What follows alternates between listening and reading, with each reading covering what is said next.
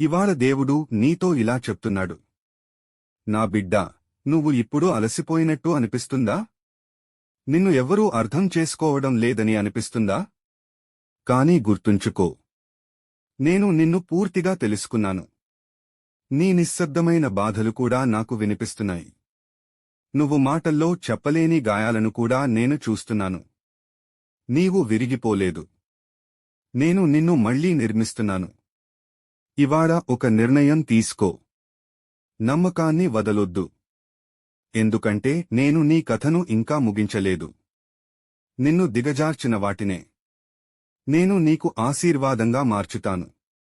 నీ కన్నీళ్లను ఆనందంగా మార్చే రోజు దగ్గరలో ఉంది. యెహోవా విరిగిన హృదయముగలవారికి సమీపముగా ఉన్నాడు.